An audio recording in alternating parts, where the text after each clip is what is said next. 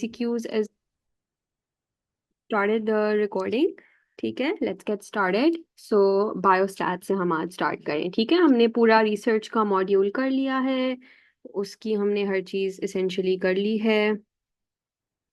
अब हम biostat start करते हैं. ठीक है, alright. Now for biostats, first thing first, it's important to know why statistics are done.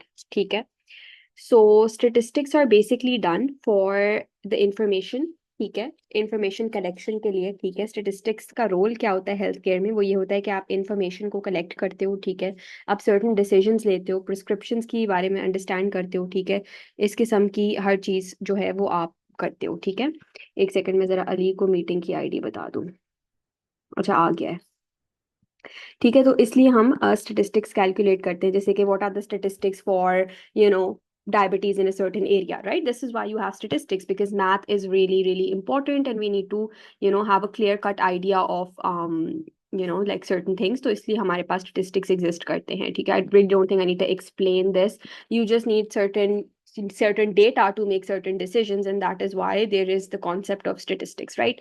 Now statistics hota kya? It's the science of collecting, classifying, interpreting information based on a lot of number of things. Okay, so that is what statistics is. This is the definition. She asks this in the viva. I'm just going to make a little star on it so that you guys can remember it. She what is statistics? So you guys should know that it is the science of collecting, classifying, and interpreting data based on a different number of things. Okay, biostatistics is when the data is being analyzed with regards to health sciences. So it's one and the same thing, but bio naam aage lag gaya, so it's related to health sciences. ठीक है?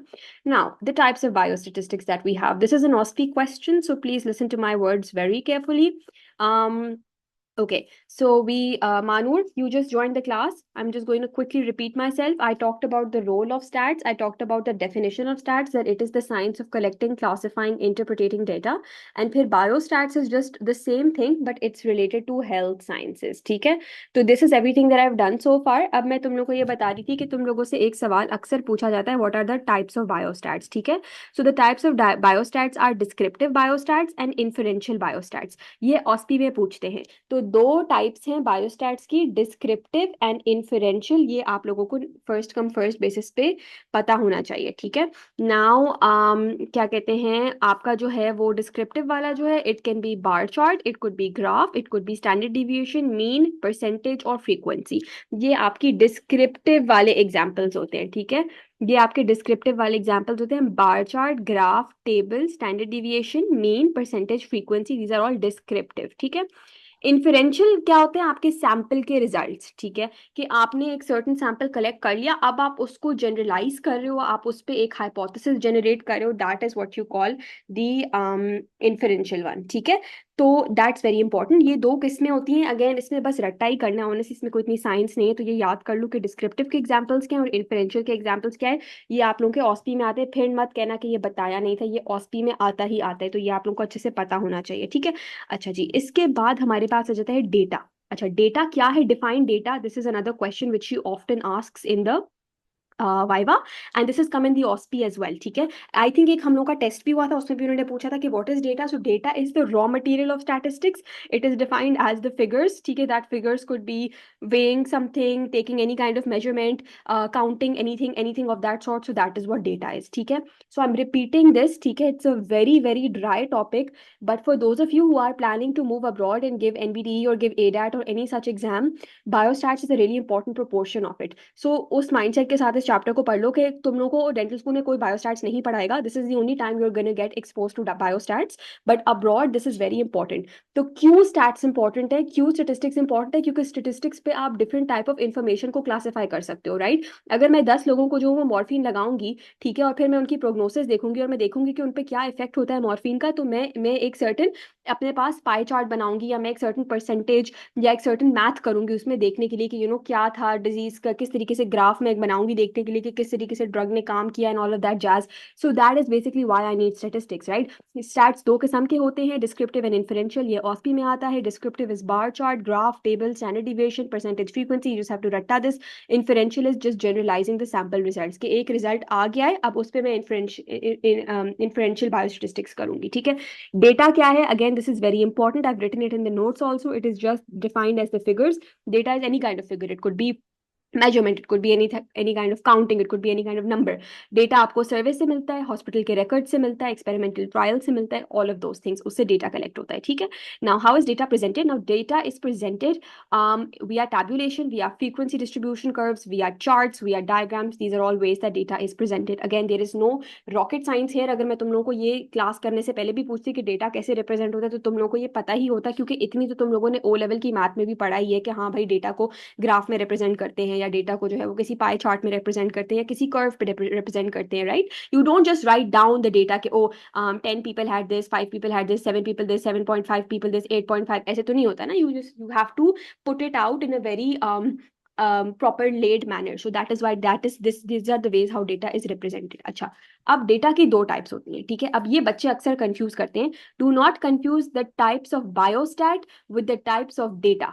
ठीक है, मैं ये फिर repeat करूं. Do not confuse the types of biostats. Biostats की दो टाइप्स है. Number 1 descriptive, number 2 inferential. Look at my mouse. Number 1 descriptive, number 2 inferential. Data की भी दो टाइप्स है, डिस्क्रीट एंड कंटिन्यूअस. ये बीसीक्यू में भी आता है, ये ऑस्पी में भी आता है. So please listen to my words very carefully. Data की भी दो टाइप्स हैं, discrete data and continuous data. ठीक है. अच्छा, अब डिस्क्रीट डेटा क्या होता है? It is used in pie charts and diagrams in the form of pie chart, pictogram and bar chart. ठीक है. तो इसके लिए मैंने एक बहुत ही इजी सा निमोनिक बनाया है. I just right it down here. Discrete data.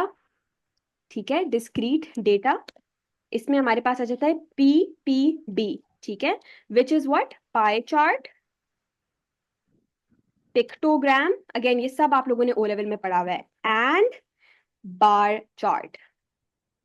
सही है. This is your discrete data. ठीक है, ये क्लियर है. अच्छा, उसके बाद हमारे पास आता है एक और type of data which is what we call continuous.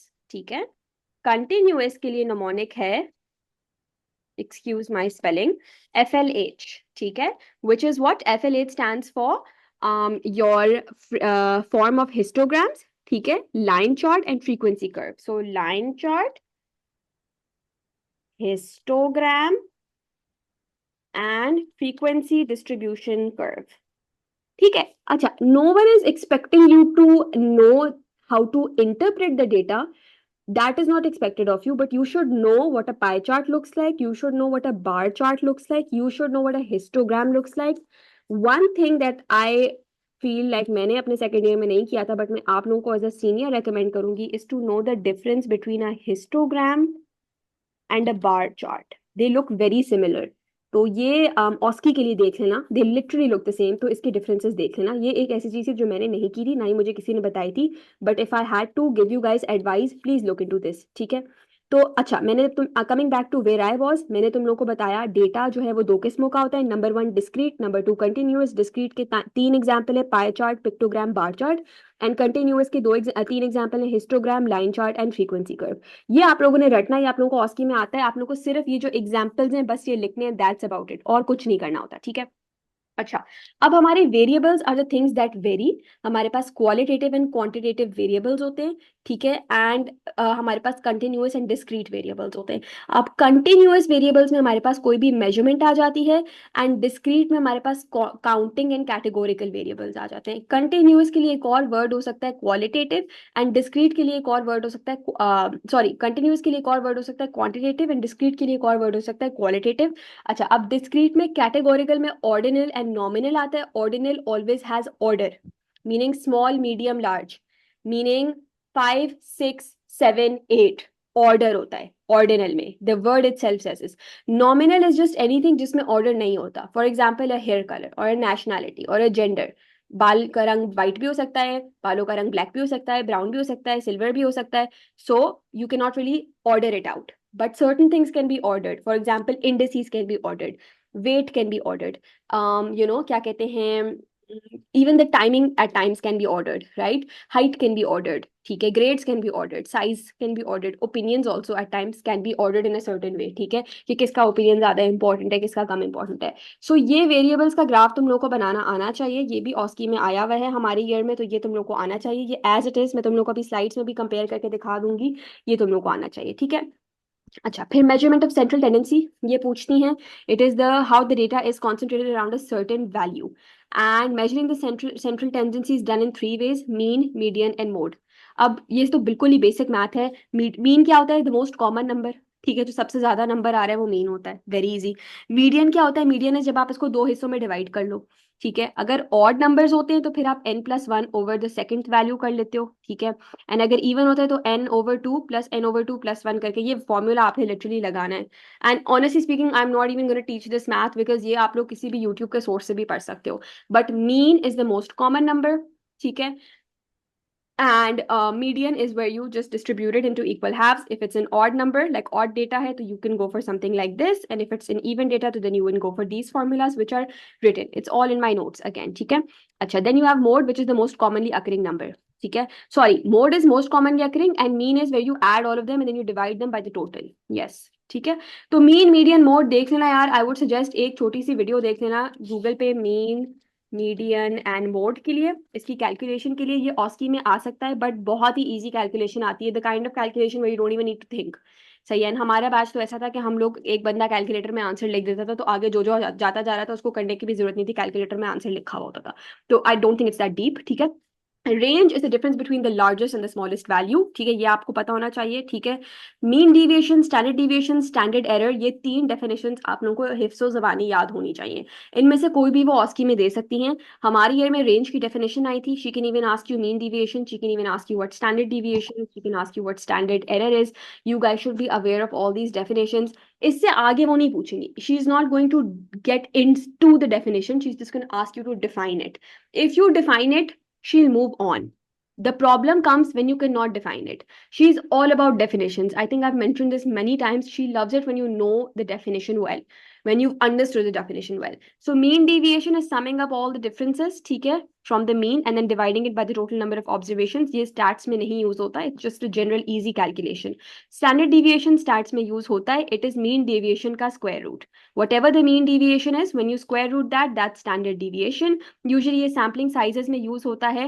And जब डेटा बहुत ज़्यादा स्केटर्ड होता है तो स्टैंडर्ड डिविएशन अक्सर यूज़ की जाती है just to reach a common ground, ठीक है? स्टैंडर्ड एरर क्या होता है? It is basically the sample in which, खुदा ना खासा किसी सैम्पल में अगर कोई एरर आ जाता है तो that is basically the standard error. Standard deviation of the mean sample is called standard error.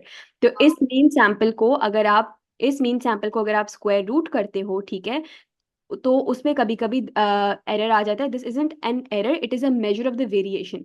तो इस मीन को, क्योंकि मीन भी तो एक वेरिएशन है ना, बहुत सारी चीजों को ऐड करके एक कॉमन ग्राउंड निकाला है, उसको अगर स्क्वायर रूट करते हो, ठीक है, तो उसमें कभी कभी देर इज एक स्टैंडर्ड डिविएशन ऑफ मीन आ जाता है, तो that's the standard error. Literally मैं खुद पढ़ाते हुए भी ये सोच रही हूँ कि इसका ऑनेस्टली कोई कनेक्शन नहीं है, to be very honest, with our degree. But it's just something that you guys need to know. And I am gonna be like a really really like nice senior with you guys right now and be really honest with you guys. Please don't spend hours on this shit. It's really not important. Like, just know it superficially enough to pass your exam. I know for a fact that the questions, 90% of them will come from research. That is her home ground. You just need to know these definitions. Like, literally just need to know these definitions and have a generic understanding of what these are. Okay, that's all. Normal distribution is when when we take large number of observations and we draw frequency distribution curve or a graph. That is what normal distribution is. This also came in the Viva and the OSPI, so this you guys should know. ठीक है? आपने सारी चीजों को, observations को लिया और आपने उसकी एक frequency distribution curve बना लिया like this. ठीक है? अभी मैं आप लोगों को स्लाइड्स भी दिखाऊंगी तो ये आप लोग देख लोगे. अच्छा, अब ये ऑस्की का बहुत इंपॉर्टेंट सवाल है, तो इस पे I just वांना let me just highlight it. So this is very important. ये ऑस्की में आया था, ठीक है? ये सिर्फ और सिर्फ रट्टा कर लो, ठीक है? बस याद कर लो, थोड़ा सा अंडरस्टैंड कर लो कि इसको अगर स्क्वायर रूट कर दो तो ये बन जाता है. इसको एक ये रियल एरर होता नहीं, ये बस इसकी दोनों की जब कंपाइलेशन होती है तो ये चीज बन जाती है. ये तो बस इतना सा पढ़ लो तो भी बहुत है. This right here is very important. यहाँ पे कोई गुंजाइश नहीं है गलती करने की. ये जो ग्राफ होता है ना, ठीक है, इसमें आपको सर्टेन कैरेक्टरिस्टिक्स होते हैं. Number one, it's a bell shaped curve. Number two, it's symmetrical. ठीक है. Number three, the mean median mode coincide, tails never touch base line theoretically. ये 4 पॉइंट्स बहुत इंपॉर्टेंट है. ठीक है, ये आप लोगों के ऑस्की में आता है. ये पूछते हैं कि व्हाट इज गिवन बिलो. ठीक है, इसकी तस्वीर होती है, तो आपको बताना होता है कि ये नॉर्मल डिस्ट्रीब्यूशन कर्व है, और फिर ये 4 पॉइंटर्स आपको बताने होते हैं. ठीक है, तो please please please, bell shape curve है, सिमेट्रिकल इन डिस्ट्रीब्यूशन है, ये सारी चीजें आप लोगों को अच्छे से पता होनी चाहिए. ठीक है, I just take a minute to go through the slides so that I make sure everything is done. देखो, रोल ऑफ स्टेटिस्टिक्स आ गया. स्टेटिस्टिक्स क्या है? ठीक है, अबे यार, स्टेटिस्टिक्स क्या है? हिस्टोग्राम, लाइन चार्ट, ये देखो सबकी तस्वीरें दी हुई है. ये स्लाइड्स में भेज दूंगी अगर आप लोगों के पास नहीं है. ठीक है, टाइप्स ऑफ वेरिएबल्स. ठीक है, उसके अलावा एग्जाम्पल्स आ गए सारे. सेंट्रल टेंडेंसी क्या है, एरिथमेटिक मीन क्या है, ये क्वेश्चंस भी दिए हुए हैं, तो ये आप लोग कर सकते हो. बहुत ही इजी है, इसमें कुछ ऐसा है ही नहीं जो नहीं आता हो. एग्जाम्पल सारे दिए हुए हैं. ठीक है, फिर ये आप लोगों का आ जाता है range. This is very important. Largest value minus the smallest value. ठीक है, mean deviation, standard deviation, uses of standard. And अब ये very very important, this is your normal distribution right here. ठीक है, this is really really important. ठीक है, and ये इसके कैरेक्टरिस्टिक्स हैं 1 2 3 4. These 4 points are 100% OSCE, at least in my year and Umayya Ahad's year these came. So like 2 years से तो आ रहा है. अब अगर आप लोगों के साल में नहीं आया तो I don't know, but this is clear cut OSCE. Because देखो, बायोस्टैट से क्वेश्चन तो बनाना है, तो the most obvious question is this. तो मे बी ये उल्टा आ जाए, मे बी ये सीधा आ जाए, मे बी टेढ़ा आ जाए, बट ये इससे मिलता जुलता कुछ जरूर आएगा. ठीक है, फिर स्टैट्स में हाइपोथेसिस बहुत इंपॉर्टेंट होती है. Hypothesis is obviously scientifically test होती है. It's basically a question that arises, right, it is an assumption you make before you do your research. That is hypothesis, right, कि आप अज्यूम करते हो कि एक्स वाई जी चीज होगी जब मैं रिसर्च कैलकुलेट करूंगा और मैं रिसर्च करूंगा, ये करूंगी. ठीक है, नल एंड ऑल्टरनेट हाइपोथेसिस होती है. ऑल्टरनेट हाइपोथेसिस का एक और नाम है रिसर्चर्स हाइपोथेसिस. अच्छा, अब हम लोगों ने इस पे इतना फोकस नहीं किया था, और हाँ, हम लोगों ने इस पर इतना फोकस नहीं किया था, और हमारी ऑस्की में सवाल आ गया था what is researchers hypothesis. And I kid you not, like I was like bro, what the heck are they saying, researchers hypothesis तो कभी पढ़ा ही नहीं है, ये क्या हो गया मेरी जिंदगी में. It's literally these are the two names. जब आप स्ट्रेस में होते हो तो आप ऐसी छोटी छोटी डिटेल्स भूल जाते हो, तो इसका नोट बना लो कि they can ask you what is null hypothesis. Null hypothesis is always H not, and what is alternate hypothesis, this is H1. ठीक है, in this there is a difference, in this there is no difference.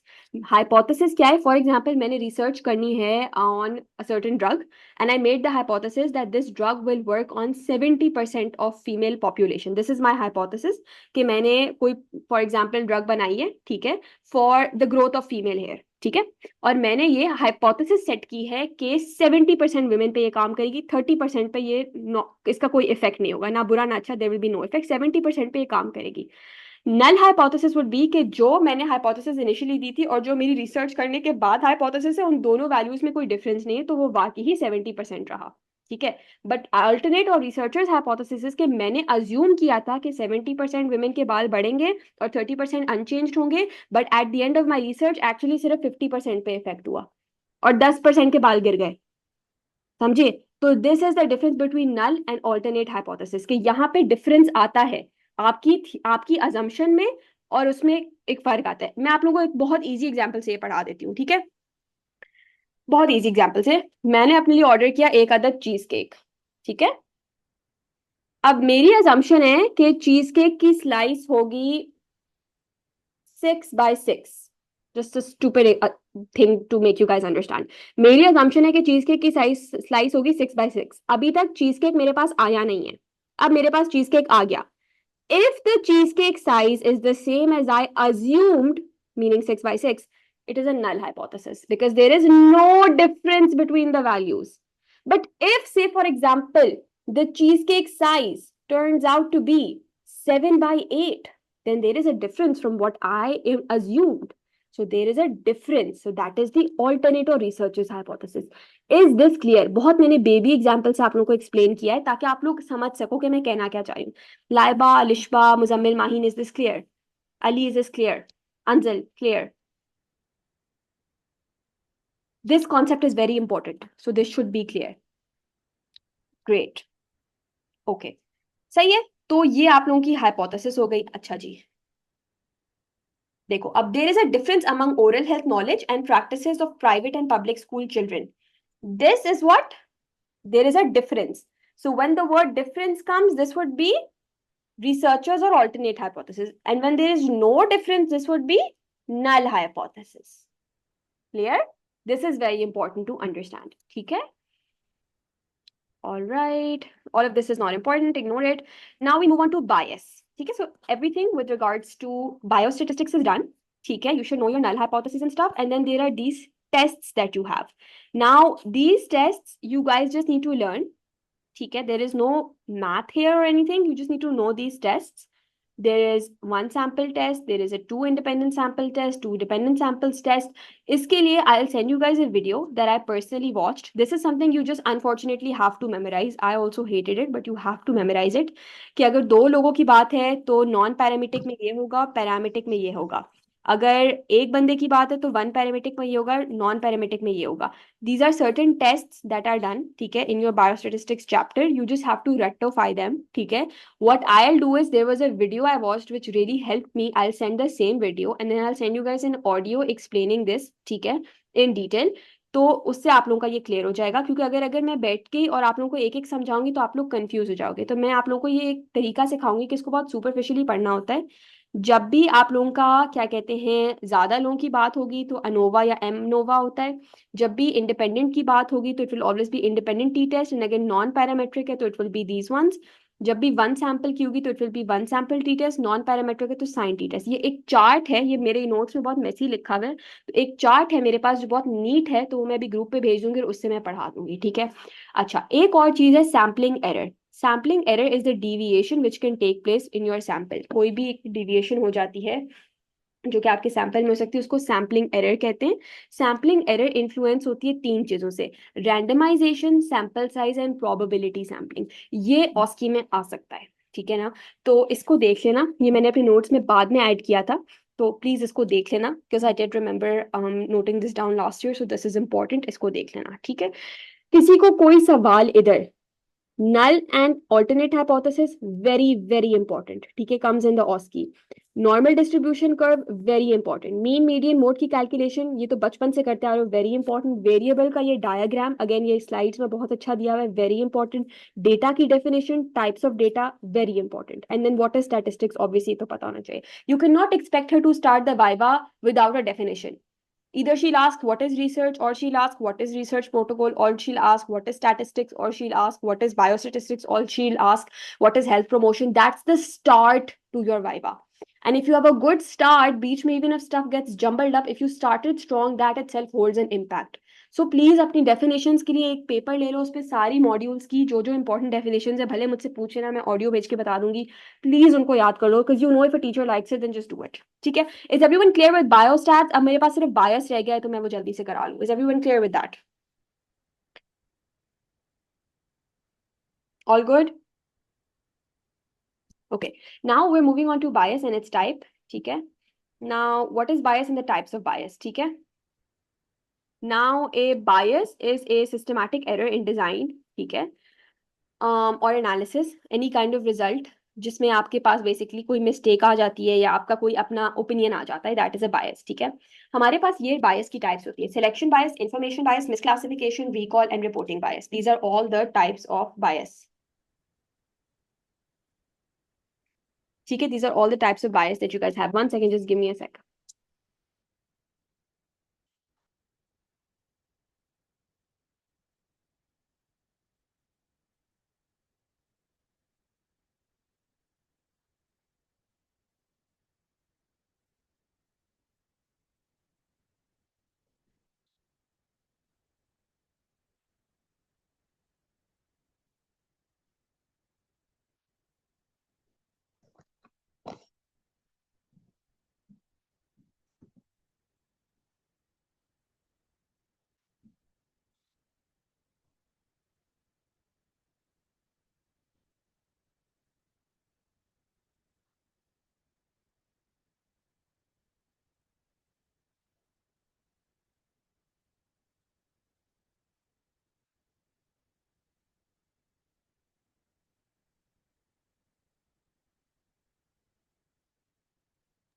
Okay, can you guys hear me? आवाज आ रही है? Okay, perfect.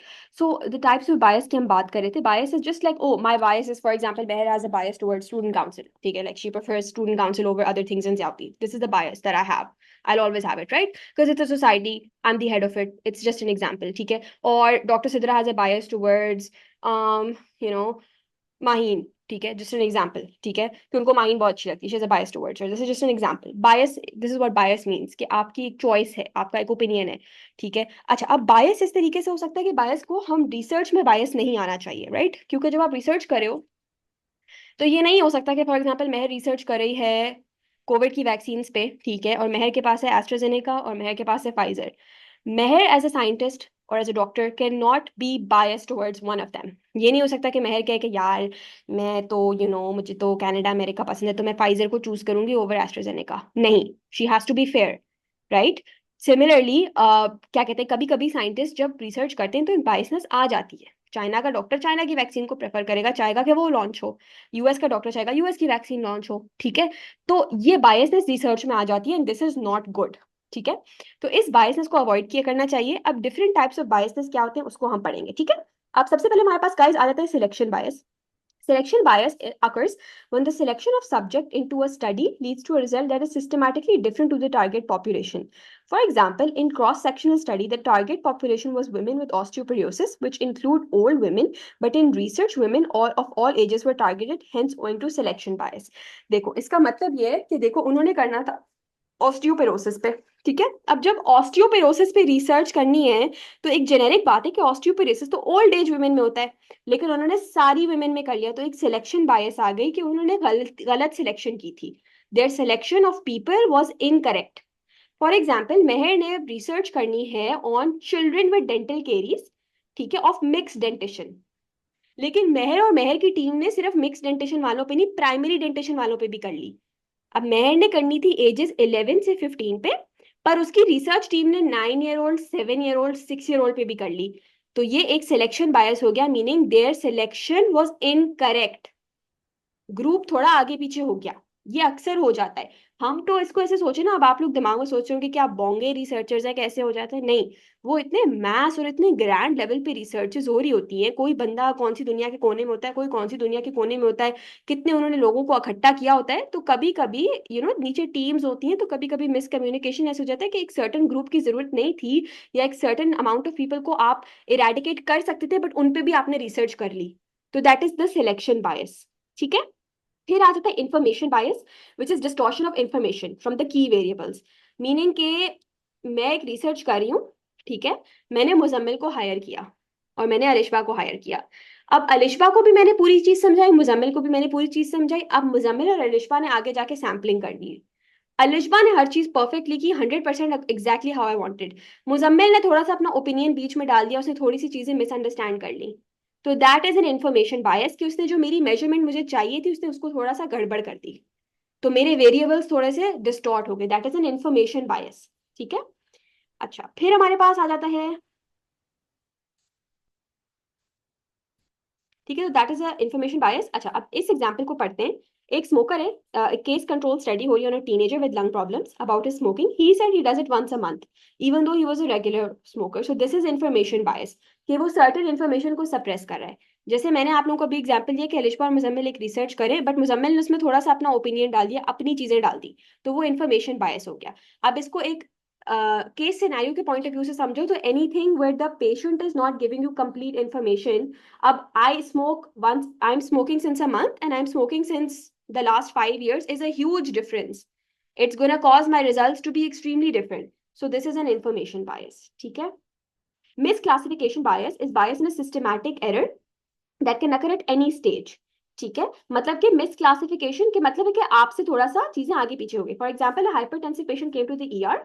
He appeared to be non hypertensive as he was taking medication which control the BP. Results in measuring that were normal range था. This is classified as misclassification. मिसक्लासिफिकेशन मतलब कि वो hypertensive patient आया हमारे पास, लेकिन वो क्योंकि medicine पे था तो उसका तो बीपी आइडियल आएगा, मुझसे और आपसे भी बेहतर बीपी आएगा उसका, क्योंकि वो तो मेडिसिन पे, उसकी हर चीज कंट्रोल्ड है. बट दिस इज मिसक्लासिफिकेशन, हमने गलत इंटरप्रेट किया. ठीक है, so this is misclassification bias. Misclassification bias is कि you miss out on some important part of the examination और some important part of the history, जिसकी वजह से आपकी पूरी चीज मैसअप हो सकती है. फॉर एग्जाम्पल, आप कोई रिसर्च कर रहे थे कैंसर के पेशेंट्स पे, ठीक है, और उनमें से एक कीमोथेरेपी करंटली करा रहा था. तो जो आपके बाकी कैंसर के पेशेंट्स हैं वो तो कोई ट्रीटमेंट नहीं करा रहे, जो कीमोथेरेपी करा रहा है उसकी ऑब्वियसली थोड़ा सा चीजें बेहतर हो रही होंगी, तो उन दो लोगों के बीच कंपैरिजन नहीं हो सकता. दिस इज अ मिसक्लासिफिकेशन बायस. सही है. तो अगेन ये भी अक्सर हो जाता है रिसर्च में, क्योंकि अक्सर जब लोग रिसर्च कर रहे होते हैं तो वो बस कह देते हैं कि हमें XYZ किस्म के लोग चाहिए, ले आओ. जो स्पेसिफिक हिस्ट्रीज है वो अक्सर नहीं ली जाती. ठीक है. फिर हमारे पास आता है recall bias. Recall bias is occurs when the participants in a study are systematically more or less likely to recall and relate information.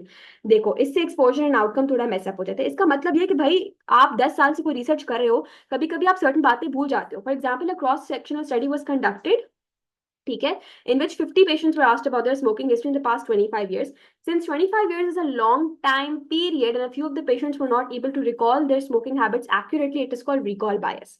For example, मैं रिसर्च कर रही हूँ, मैं मुजम्मिल से पूछती हूँ कि तुम 2 years की एज में कितनी दफा दांत ब्रश करते थे, तो उसको थोड़ी नहीं याद होगा कि यार वो 2 साल की उम्र में कितनी दफा दांत ब्रश करता था. या अगर मैं लाइबा से पूछूं कि जब तुम 7 साल की थी तो तुम्हारा डेली वाटर इनटेक कितना था, तो उसको थोड़ी नहीं याद कि क्या वो 1 लीटर पानी पीती थी, 2 लीटर पीती थी, 3 लीटर पीती थी, या पानी नहीं पीती थी. उसको कैसे याद होगा? She was 7 at the time. ठीक है. तो टाइम, जहां टाइम इन्वॉल्व हो जाता है ना, this is very important, I am just gonna right it down for you guys, जहां टाइम इन्वॉल्व हो जाता है उसको रिकॉल बायस कहते हैं. कि यार इतना वक्त गुजर गया, आई डोंट फ्रिकिंग रिमेम्बर. समझ रहे हो ना? तो this is the recall bias. Okay. फिर reporting bias. This is obviously नाम से पता चल रहा है. Reporting bias is a cross section study was conducted in 100 patients for exam with oral cancer, and by which they were asked for the following risk factors for oral cancer, heavy alcohol, blah, blah, blah, but they were not asked about smoking, which led to the report bias. ठीक है. तो इसका मतलब क्या है कि आपने reporting करने में सर्टेन सवाल मिस आउट कर लिए, दैट इज अ रिपोर्ट बायस. अच्छा, ये इतना पूछते नहीं है तो इसकी इतनी टेंशन लेने की जरूरत नहीं है. Wish bias, this is very important. Wish bias is जब रिसर्चर अपने डेटा को अपने हिसाब से करना चाह रहा हो. दिस इज वेरी इंपॉर्टेंट, ये पूछती हैं. एक एक क्या कहते हैं, रिकॉल बायस बहुत पूछा जाता है, एक विश बायस बहुत पूछा जाता है. For example, in cohort study 2 groups were taken, one which eats betel quid and the other which doesn't. They were asked to follow up after 2 years to assess if betel quid had an impact on their squamous cell carcinoma. Thus, the group who did not eat betel quid had it, which affected the study, leading to wish bias. अब खुद तुम लोग मुझे बताओ, अगर battle Kwid पे research करनी है तो आप जो हो वो, मतलब अगर आपको कोई प्रॉपर रिसर्च करनी है तो आप ऐसे थोड़ी नहीं करोगे कि आप वही लोग पकड़ो जो 2 साल से खा रहे हो, क्योंकि आपको तो पता है कि उनको कैंसर होगा. आप तो अपनी रिसर्च को एड कर रहे हो. आपको तो फेयर तरीके से रिसर्च करनी चाहिए ना, जिसमें आपके पास या तो सारे न्यू कमर्स हो जिन्होंने अभी भी बेटर कोड लेना शुरू किया हो, या ऐसे हो जो ऑन एंड ऑफ लेते हो. अगर आप किसी ऐसे इंसान को टारगेट करो जिसका आपको पता है गारंटीड कि ये 2 साल से खा रहा है, इसको 3 साल में हो जाएगा, तो वो तो आपकी विश बायस आ गई ना. या अगर मेहर को पता है कि अगर उसकी सर्टन टॉपिक पे रिसर्च करनी है और अगर वो सेकेंड ईयर बीडीएस में जाएगी तो सेकेंड ईयर बीडीएस उसके फेवर में रिस्पॉन्स देगी, तो वो मेहर की विश बायस आ गई. उसकी विश है, दिस इज रॉन्ग. ठीक है. तो दिस इज विश बायस. किसी को कोई सवाल है बायस का? देखो, मैंने ये स्लाइड्स मेरे एक दोस्त की, I ask him if he chill with me sending this to you guys.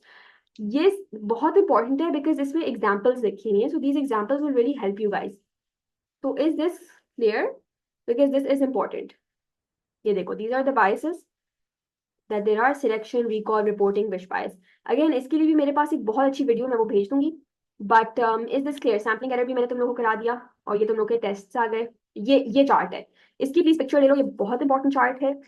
और ये मैं तुम लोगों को अगेन डिटेल में समझा भी दूंगी. ये सब इंपॉर्टेंट नहीं है. These are just some questions to practice. I think this is all. Is this clear, guys? Does anybody have any questions regarding bias? Any sort of bias?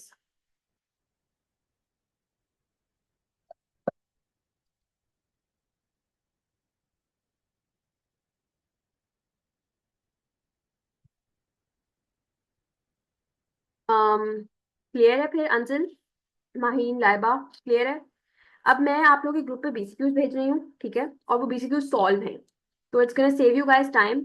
अब आप लोगों को डायरेक्टली मेमोराइज करना था तो मेमोराइज कर लो. आप लोगों को अगर समझने हैं तो आप लोग मुझसे पूछ लेना. Ideally what I do is, मैं बीसीक्यूज भेज देती हूँ और मैं रात को बैठती हूँ, ठीक है, 2-3 बजे.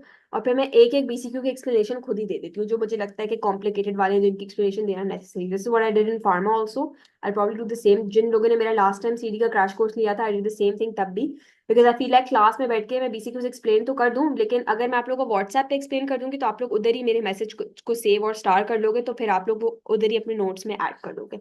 तो वो मैं because I just share those with you guys. बाकी नोट्स मैंने सारे शेयर कर दिए, प्रेजेंटेशन सारी शेयर कर दी हैं, एक जेनेरिक आइडिया दे दिया है कि वो क्या पूछती है। मैं वापस से रिपीट कर रही हूँ, बायोस्टैट्स में normal distribution curve, mean median mode, standard deviation की example, sorry definition, sampling error की वो 3 पॉइंट्स, डेटा, डेटा की टाइप्स, वेरिएबल्स, वेरिएबल्स की टाइप्स, सब कुछ यहाँ से ही आएगा। This is the most important. Bias के 2 से 3 सिनेरियो आएंगे, बट वो पढ़ के ही पता चल रहा होगा कि क्या है। अगर उसमें रिसर्चर की कहीं पे भी इनपुट आती है तो ऑब्वियसली विश बायस होता है। अगर वो गलत लोगों को जो है वो कलेक्ट कर लिया होता है तो ऑब्वियसली वो मिसक्लासिफिकेशन बायस होता है, या सिलेक्शन बायस होता है।